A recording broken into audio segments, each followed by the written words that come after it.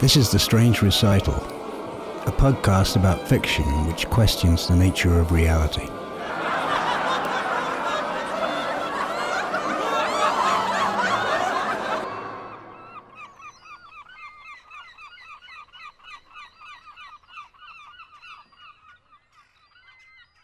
The crowd that had gathered on the quay to watch the departure of Shadow Rose held no collective opinion as to whether she would return.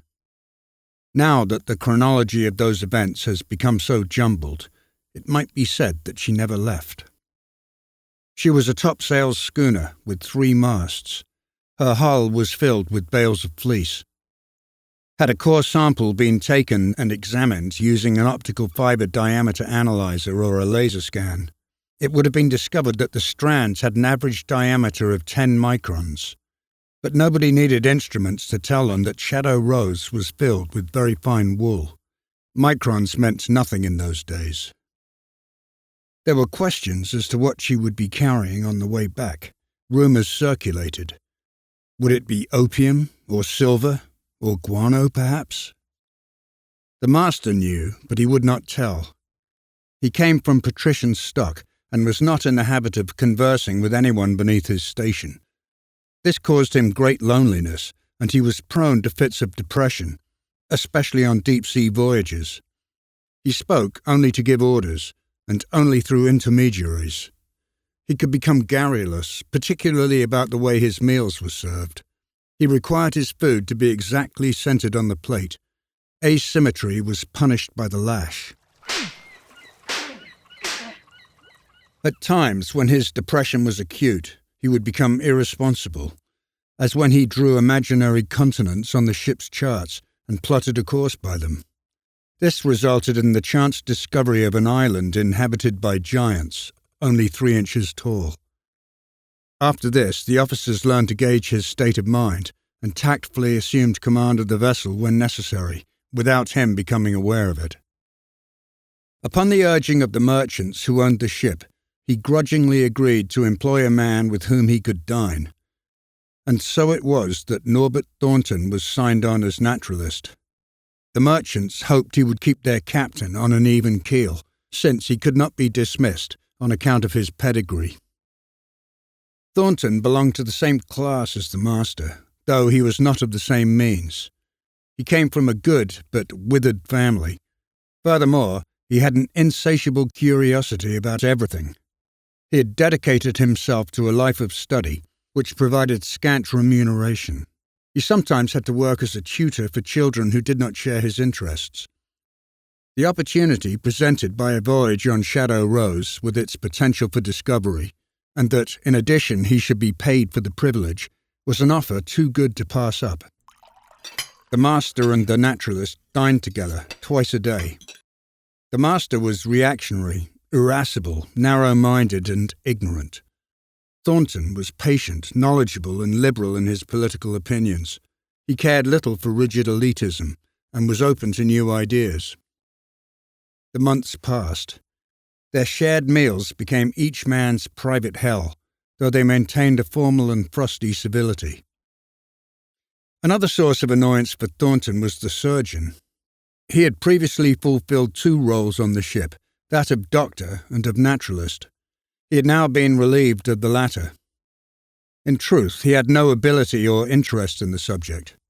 Neither the master nor the owners of Shadow Rose cared much about the paucity of his reports, or the poor quality of what he did occasionally produce.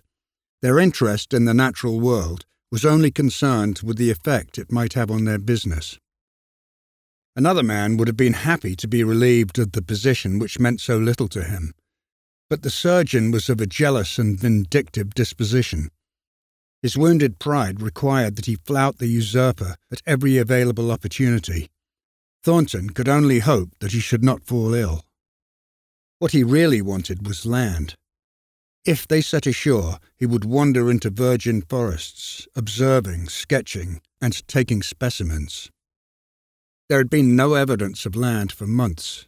They were becalmed, adrift, on a vast ocean under a cloudless sky. The dinners continued. The master would not reveal their position. It was a point of contention between them, Thornton thought it was wrong to keep everyone ignorant. They all had a right to know where they were and where they were going. The master thought that no one had a right to anything. He considered himself to be the ship and the ship to be him. Anyone else on board was an unfortunate necessity. The right to knowledge was his alone. He would suffer no obligations. After that, Thornton no longer raised the issue. The master's logic was so deranged as to be immune to reason. To occupy himself, he studied the heavens at night and took instruction in sidereal navigation from Mr. Dawlish, the first mate. He intended to determine their location. He also wished to continue his study of barnacles, but having no specimens at hand, he offered to pay the cabin boy Tom to go over the side and see if there were any he could scrape off the hull.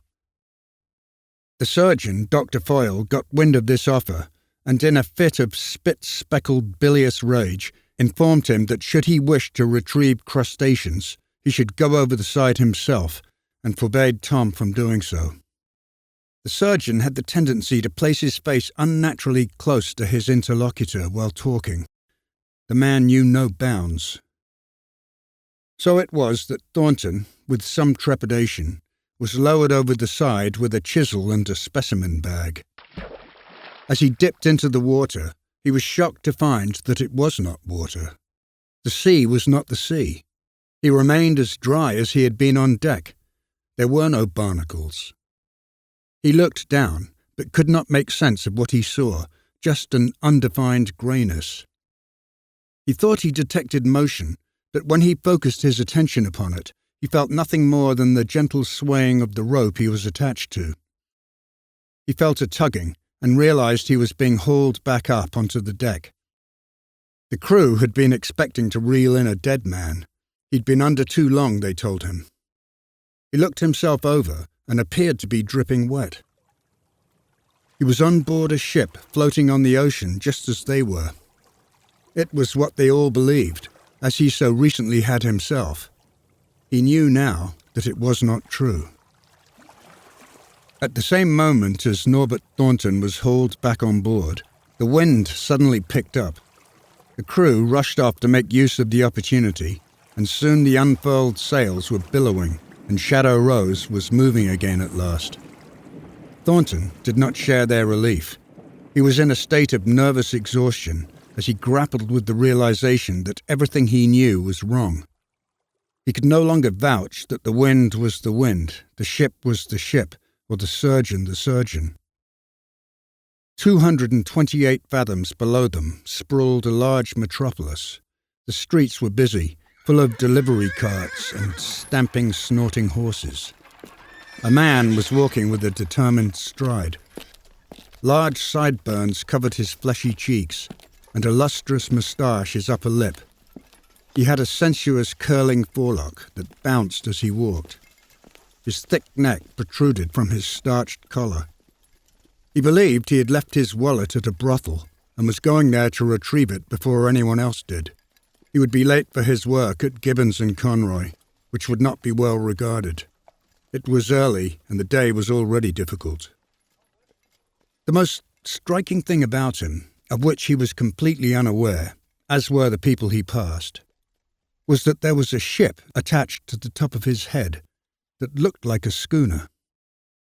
It takes a writer to notice such things.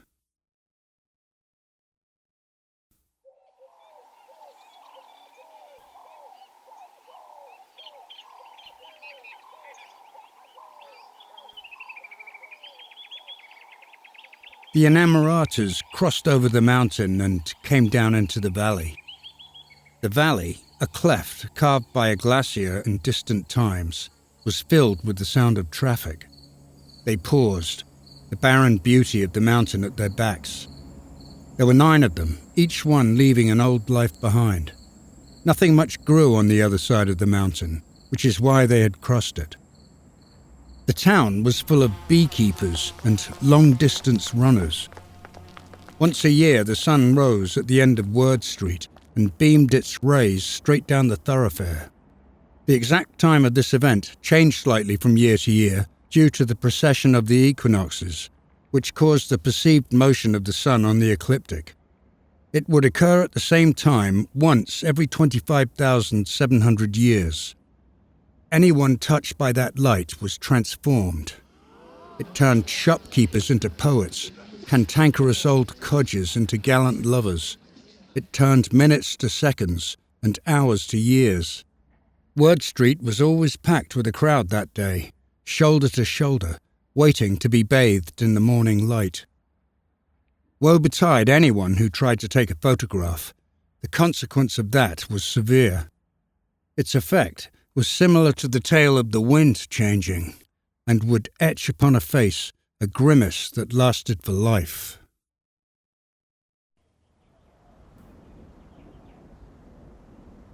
The moon was 172,800 minutes away from fullness. It was to be a harvest moon, a circle aglow in cyclical time. Fields of wheat and grasses were drenched in its light, their stalks bent under its weight, caressed by a gentle breeze, their hairy ears full of grain and promise. Bisecting the fields was a road that preferred to be a river. When the people who lived nearby were in their beds, distracted by dreams, the surface would melt and flow into the distance. As the solids became liquid, hundreds of fish, moments earlier only sleeping stones, now jumped and dived in the water with the sheer unconscious happiness of materialization. Through the course of the long night, all the water in the river evaporated into steam and gas, rising ever upwards through the atmosphere to feed the hungry moon, greedy for affection and nourishment, lonely in the sky. Long before the shadowed fields had turned grey-green and morning was not yet a thought, the residue of this feast fell back down and congealed again into the solid road, ready for the first foot and wheel.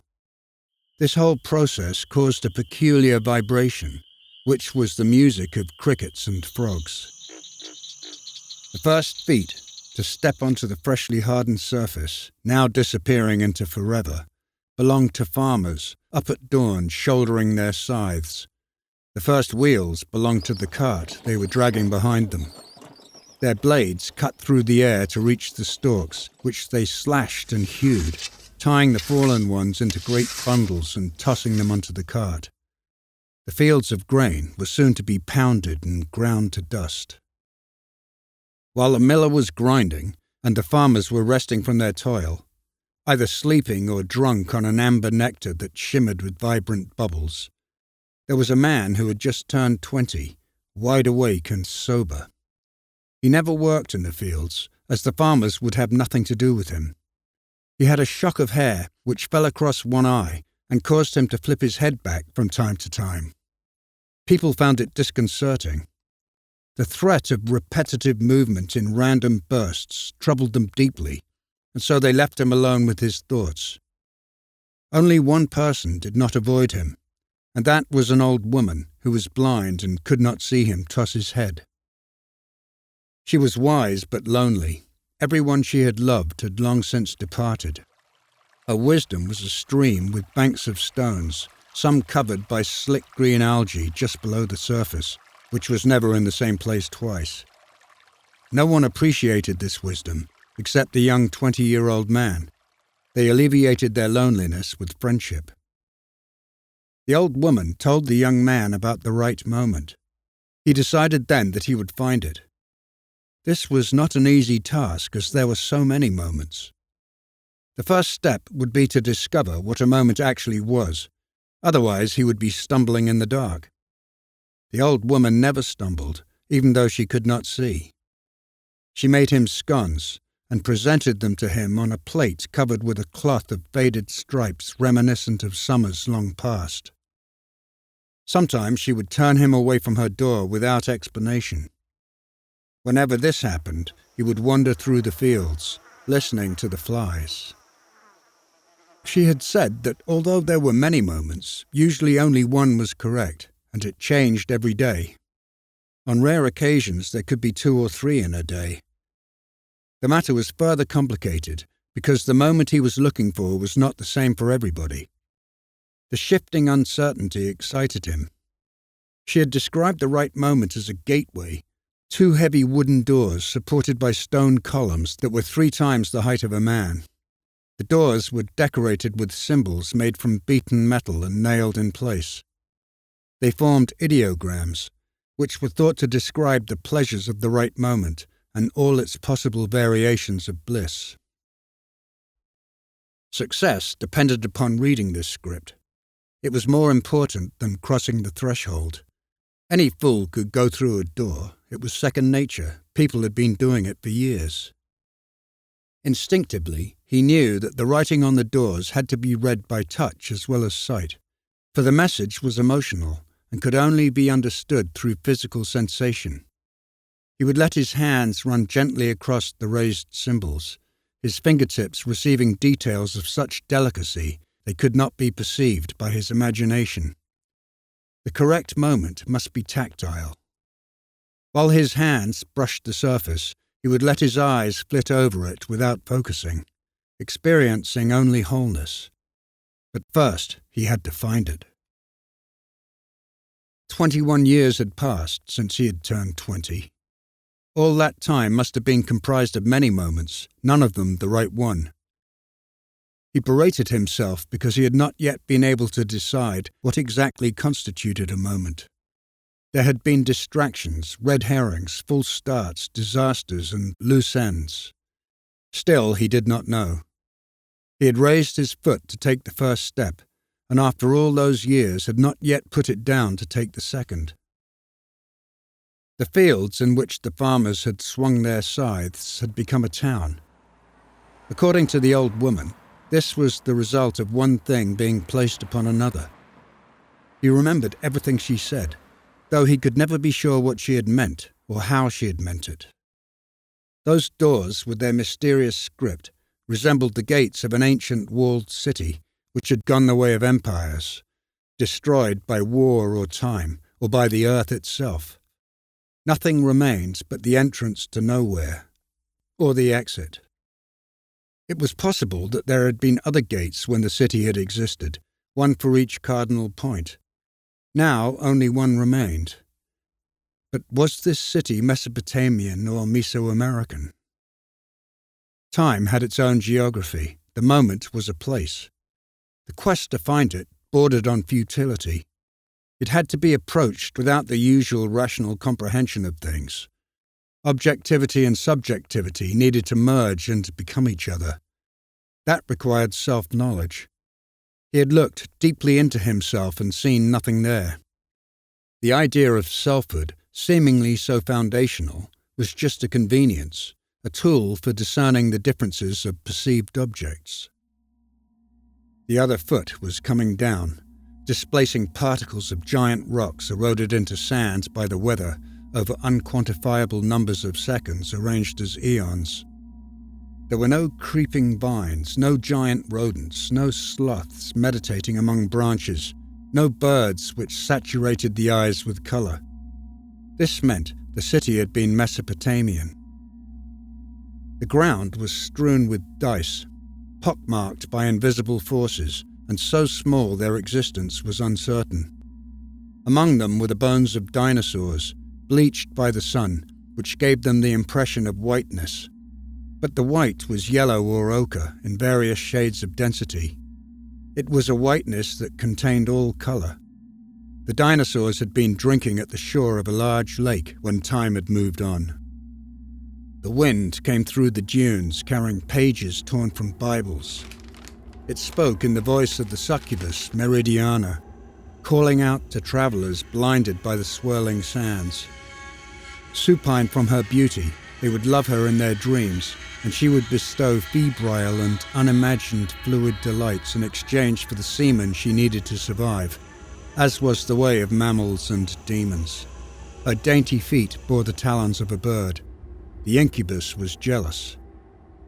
The wind departed suddenly, impatient and bored with the dunes, wishing to visit somewhere else.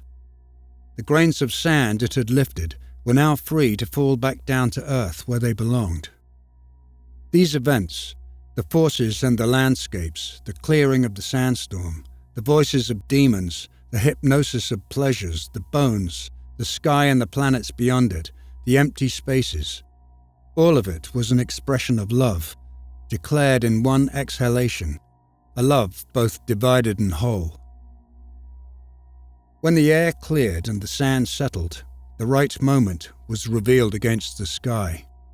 2 columns, the height of 3 men, and between them the 2 wooden doors, the gateway to a city that no longer existed. The doorway had been liberated from its original purpose and was able to assume a loftier significance. It could be inspected from both sides without the encumbrance of entry and exit, of acceptance and denial. The symbols gave themselves up to the fingers that tickled them, excited and relaxed, basking in the pleasure of touch. In their abandon, they felt generous and allowed their meaning to be understood. On the doors was written, "The moon was 172,800 minutes away from fullness." That was The Right Moment, written and read by Tom Newton. This reading was excerpted from his collection, The Right Moment and Other True Stories, Recital Publishing, 2025.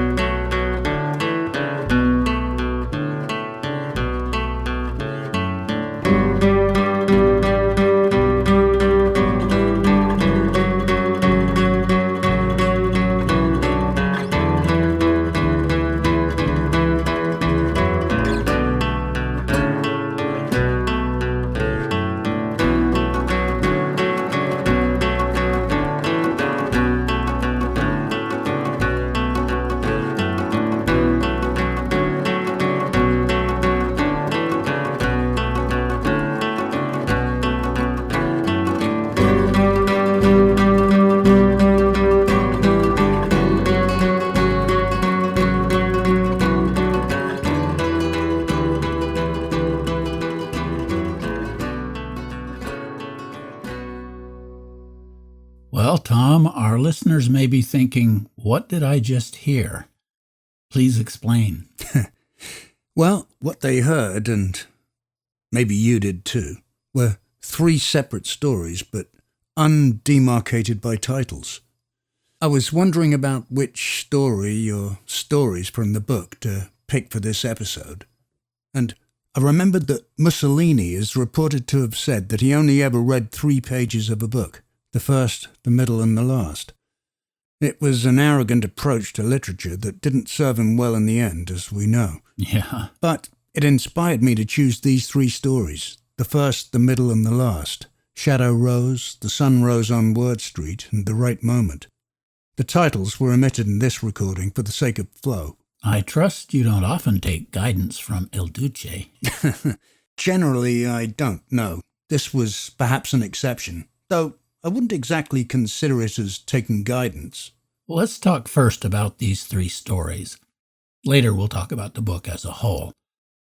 The first story, Shadow Rose, it has the flavor of 19th century maritime adventure tales about conflict aboard ships, and it also suggests Charles Darwin's journey on the HMS Beagle that had so much impact on natural science. Yeah. Norbert Thornton's experience was rather different from Darwin's, it seems. Can you say more about these parallels? I read an article once about Darwin and his relationship with the captain of the Beagle, Robert Fitzroy, who was later the 2nd Governor of New Zealand and who committed suicide at the age of 59. The voyages on those sailing ships were long. Darwin was on the Beagle for 5 years, from 1831 to 1836. Fitzroy was also a politician and a scientist. He was particularly interested in meteorology, and it was he who coined the term forecast. He would suffer from depression and was known for his violent temper, bordering on insanity. Suicides were not uncommon on such journeys. His uncle, I believe, had slit his own throat. So he wanted a gentleman companion who shared his scientific interests and with whom he could converse as an equal. He chose Darwin. So this article, in conjunction with a trivet my wife gave me, bearing an image of a Victorian-looking man with bushy sideburns and a ship on his head, was what inspired the story. And it was the ship on the head that came first, and then the story about Darwin and Fitzroy just clicked. I enjoyed the story's final sentence a lot, an unexpected metafictional leap outside the story. It takes a writer to notice such things. In a way, it tells us what to expect for the rest of the book. Whimsical flights of a writer's imagination. Once I'd seen the image on the trivet, the man in the story had to have a ship attached to his head. Of course, that's an impossibility, unless it's a hat.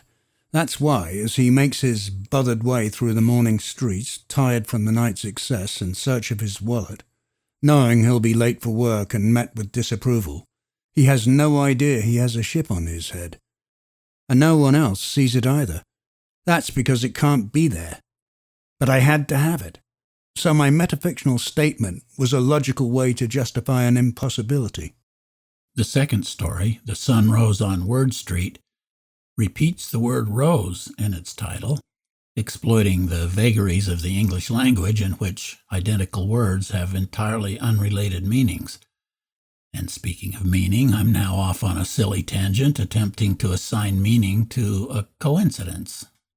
Or am I? Being somewhat familiar with your opinions on coincidence, I don't think it's a silly tangent. But it's not something that ever occurred to me, not consciously at any rate. When I was young, I was in a band, and we had a van we'd use to cart our equipment around for gigs. The trouble was, we didn't have many gigs, so we started a moving business, which I called Ludwig Vans. My sister thought it was an apt name for musicians with a moving company. But that Beethoven connection never occurred to me. It must have come from the subconscious. Yeah. Something similar might be going on here, though it's possible that it occurred just to you and not to me at all. This might be an example of how reading is an active process, not a merely passive absorption of someone else's thoughts. You created meaning, you let the genie out of the bottle, and now I can't unthink it. It's fascinating that the story starts here and ends way over there, as if the real story is neither here nor there, as some people might say. It might not be a real story at all, and that would explain it being neither here nor there. It seems to me that the women coming over the mountain are migrants. They are all women, and they have all loved and been loved. They are inamoratas. Incidentally, that first line, the inamoratas crossed over the mountain, came up as I was falling asleep, and I jotted it down. The next day I wondered what it meant, if anything, and thought I should maybe take it somewhere, but it didn't go very far. What follows is a quasi-logical progression through a stream of consciousness. If they're coming from somewhere, they're likely to be going somewhere. If so, where to? A city? What kind of city? What kind of people live there? What kind of culture? Beekeepers and long-distance runners. And then the sun rose, as it does. But one day a year it's different, and the light has a magical quality. I'm not sure you can call it a story, really. It may be just images or ideas of images. Well, the third excerpt we heard is the title story of the book, The Right Moment. Why did you choose this one as the title for the book as a whole? That's a tough one. It just seemed right. I suppose I could construct a reason after the fact. It might be that this story has a particularly dreamlike quality, more so than the others. When the vagueness of dream meets a definitive statement such as the right moment, which is not only a moment, but the correct one, if such a thing has meaning, then a tension is created that is an openness to it. So to use this title as the title of the book is less constricting than any of the others. By the way, I've noticed a number of other books have the right moment in their titles, but none include the subtitle and other true stories, as far as I know. Well, you told me months ago about the origin of the story, its inspiration, but I think it's worth recounting for our listeners. You used a technique that I've found extremely helpful for generating stories. I read a book called The Street of Crocodiles, also sometimes known as Cinnamon Shops, by Bruno Schulz. It's a collection of short stories about a family in a small Galician Polish town. That and Sanatorium Under the Sign of the Hourglass were his only published works. Apparently they started out as letters to friends who encouraged him to develop them. He was also an illustrator and an art teacher, and was just beginning to be acclaimed as a writer when the Second World War broke out and he was murdered by the Nazis in a particularly cruel and senseless way, which I won't go into here. Thank you for that kindness. You're welcome. His writing is full of strange and elaborate metaphors, archaic words, complex sentences, and scientific language. He anthropomorphizes things, giving life to inanimate objects. The wind can have emotion, for example. The effect is rich and poetic. So, getting back to your question, after reading his book, I thought I'd try and write a few paragraphs in his style. I remember I sent them to you and you liked them and said I should develop the idea. So I did, and this story came out of it. I suppose it's about someone trying to find his place in life, and it ends, of course, with recursion, one of my favorite subjects. One thing I find interesting about this idea of analyzing an author's voice and attempting to duplicate it is that it's not like, say, forgery of a painting. You're not making an exact copy, well, unless you're Pierre Menard doing Don Quixote. But what I mean is, in addition to the educational benefit of dissecting a master's work, you come out with a new piece that, in the end, is still fully your own. Your voice is still your voice because you are you. I see it as an exercise. Just like physical exercise strengthens the body, this kind of exercise strengthens one's style. Which doesn't mean you'll actually write in someone else's style, but you could if you wanted to. It requires observation and understanding. Those are the literary muscles you strengthen through imitation. Imagination probably belongs somewhere else. In this story, after those first few paragraphs, I gave up trying to imitate Schulz and went off in my own direction. Well, near the end, we get a lovely paragraph encapsulating some of the preceding imagery and leading to this. Quote, "All of it was an expression of love, declared in one exhalation, a love both divided and whole." End quote. In a way, I took this to be a glimpse of the soul of this book. Would you care to say anything about that? Well, maybe in a kind of Ludwig van way. I didn't really make anything of it at the time. The words just came out and they seemed to be right. But looking back within the context you mention, it suggests to me that there is the possibility of an underlying and ubiquitous goodness. Best expressed perhaps by the word love, and not in any trite way. It's divided and whole because it incorporates everything. It's a love which encompasses contradictions. I'm not exactly sure what the exhalation refers to.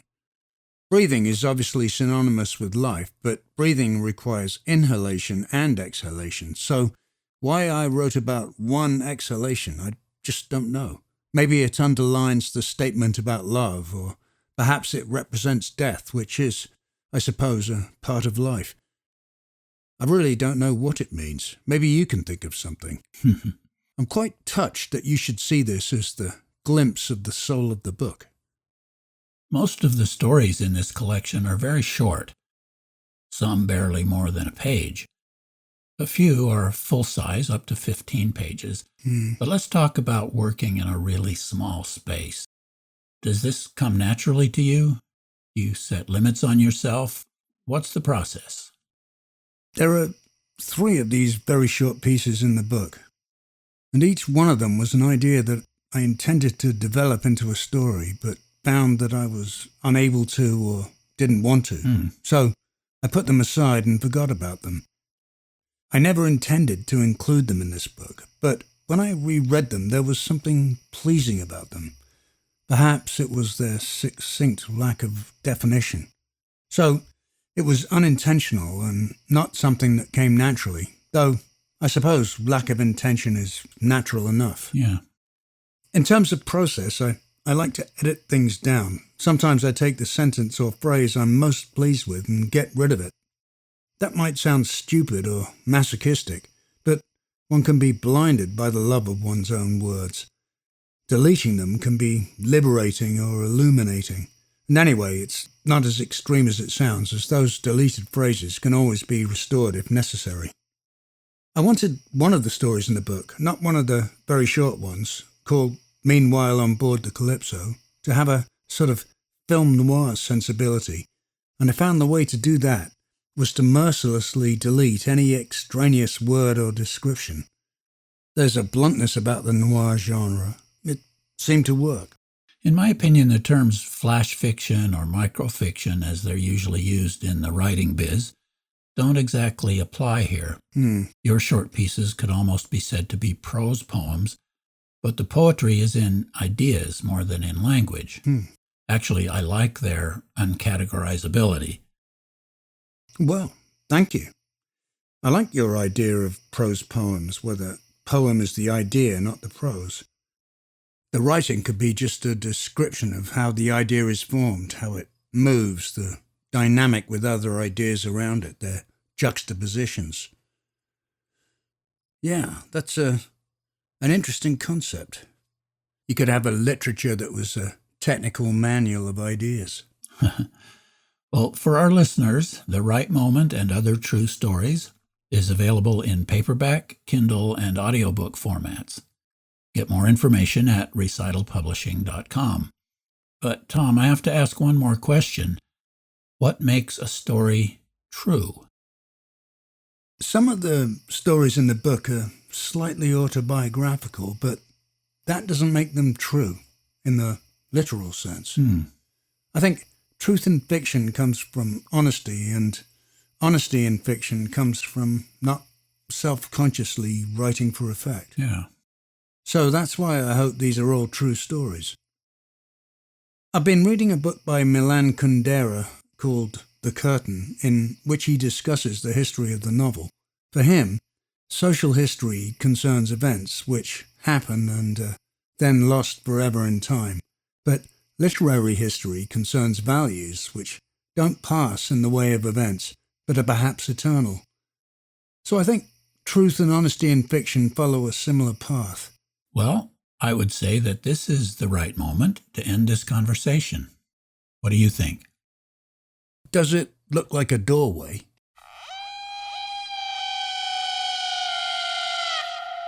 You've been listening to The Strange Recital on the web at thestrangerecital.com. Music on this episode was Around the Baobab Tree by XJ5000. This was episode 25091.